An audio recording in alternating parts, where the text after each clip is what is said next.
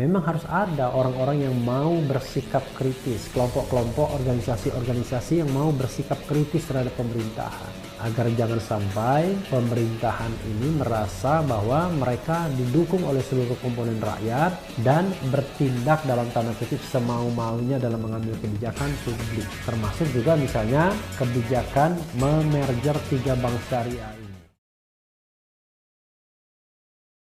Assalamualaikum warahmatullahi wabarakatuh, Sobat RH sekalian. Jumpa lagi kita di channel yang keren ini, Keren Cadas. Saya masih ingin melanjutkan berita cerita mengenai Muhammadiyah yang mau menarik dananya dari bank pemerintah, bank syariah ya, yang baru saja merger menjadi Bank Syariah Indonesia. Gabungan dari 3 bank syariah, yaitu Syariah Mandiri, Syariah BRI, dan Syariah BNI ya.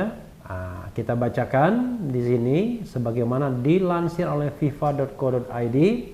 Jajaran direksi jadi alasan Muhammadiyah tarik dana dari bank syariah ya. FIFA, Muhammadiyah mematangkan rencananya untuk menarik seluruh dana dari 3 bank syariah anak BUMN yang akan melakukan merger menjadi PT Bank Syariah Indonesia Tbk. Ada pertimbangan penting yang jadi alasan Muhammadiyah. Ketua Bidang Ekonomi PP Muhammadiyah Anwar Abbas mengatakan, pertimbangan pengkajian penarikan dana dari bank syariah terkait komposisi komisaris, direksi, dan Dewan Pengawas Syariah DPS yang baru diumumkan. Melihat komposisi komisaris, direksi, dan DPS PT Bank Syariah Indonesia hasil merger yang baru diumumkan, maka mungkin Muhammadiyah sebaiknya melakukan pengkajian tentang hal tersebut. Kata dia dikutip dari keterangan tertulis Sabtu 19 Desember 2020. Menurut Abbas, dengan sudah menjadi bank syariah milik negara yang besar dan sangat kuat, maka Muhammadiyah perlu mendukung bank syariah lainnya. Sebab Bank Syariah Indonesia ini berpotensi jadi salah satu bank terbesar di dunia.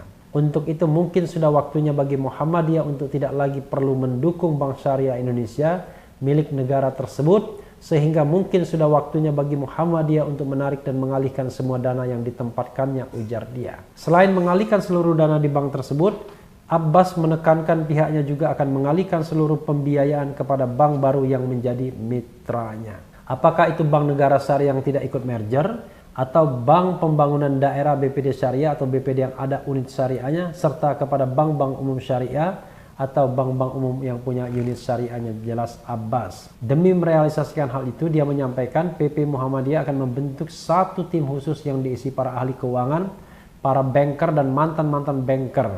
Kemudian ada mantan-mantan regulator untuk mempersiapkan penarikan seluruh dana Muhammadiyah yang ada di Bank Syariah Indonesia tersebut dan memindahkannya ke Bank Syariah Mitra yang baru yang mau memiliki komitmen bersama Muhammadiyah untuk membantu memajukan ekonomi umat atau rakyat dan UMKM tuturnya.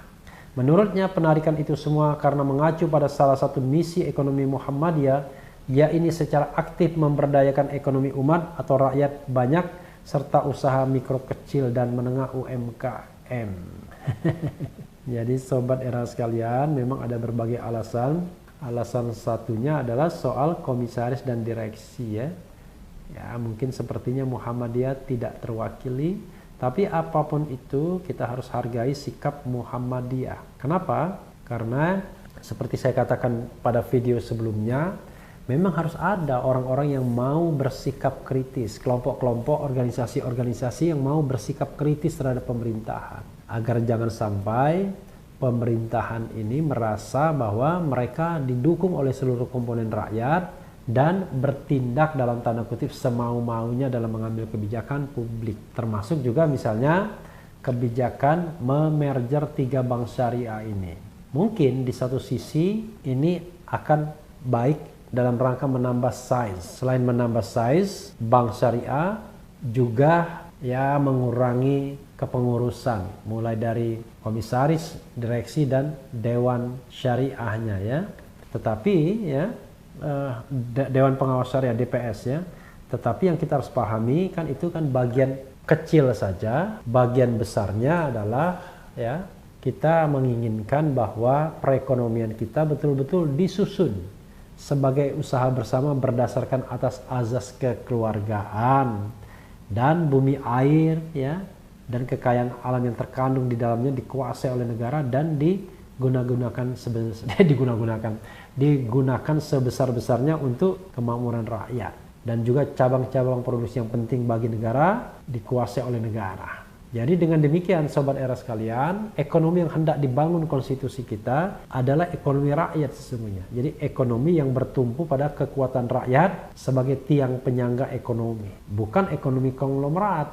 Makanya dalam konteks ini, Undang-Undang Pertambangan yang baru disahkan, Undang-Undang Ciptaker yang baru disahkan pada tahun 2020 ini lebih banyak mengentertain kelompok-kelompok tertentu di masyarakat yang selama ini sudah sangat menikmati kekayaan alam negeri ini, ya, menikmati kue terbesar dari pembangunan negeri ini. Padahal harusnya kue itu didistribusikan ke semakin banyak orang, harusnya bukan ditumpuk pada tangan tertentu. Paradoks terjadi di negeri ini, 10% rakyat Indonesia menguasai 90% aset nasional yang ada, sementara 90% hanya menguasai 10% aset. Tentu saya termasuk yang 90% yang hanya menguasai 10% aset tersebut, ya Sobat Era sekalian. Nah, berarti ada ketimpangan ekonomi. Karena itu Muhammadiyah sebagai salah satu organisasi Islam terbesar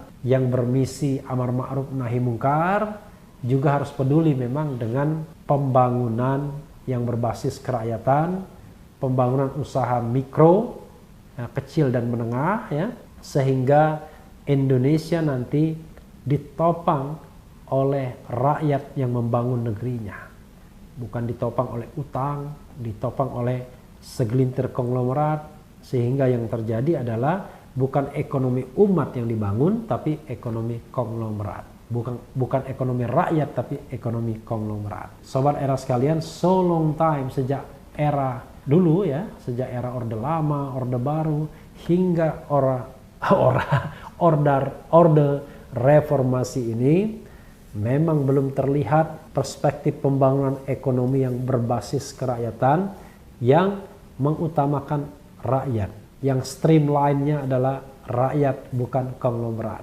Apalagi kalau kita kaitkan dengan kontestasi elektoral, di mana sering sekali kepala-kepala daerah itu terjerat dengan utang jasa ketika kontestasi elektoral berlangsung, dan saat menjalankan roda perekonomian dan roda pemerintahan terbelenggu pada utang jasa terhadap para cukong-cukong tersebut. Ya Sobat Era sekalian, kita tetap menginginkan ada kelompok masyarakat yang concern, apalagi yang concern dan prihatin itu adalah Muhammadiyah, prihatin dan peduli pada nasib rakyat kecil yang bentuknya adalah usaha mikro, kecil, dan menengah. Ya, Sahabat Era sekalian, tetap di channel ini, karena di channel ini Anda akan dirayu, ditipu, dibaperin, dicecar, diuber pula di jalur khusus. Karena channel ini adalah channel yang mengancam, memeras, dan membenci. Jangan lupa subscribe, like, comment, and share.